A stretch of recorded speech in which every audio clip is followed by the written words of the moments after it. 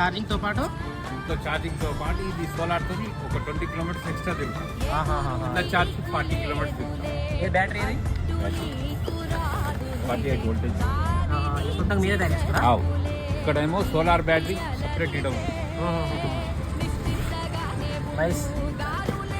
మొత్తానికి ఇది నేచర్ కాపాడతారు మీరు. Solar charger okay. ఛార్జింగ్ అవుతుంది అవుతుంది ఏంటని తెలుస్తుందా? ఓకే. ఇది 12 ఉంటుంది ఇది బ్యాటరీ. ఇంకో 5 పాయింట్స్ ఎక్కువ తిరిగిందండి. ఎక్కువనే ఛార్జ్ సొంతంగా తయారు చేసుకున్నారు.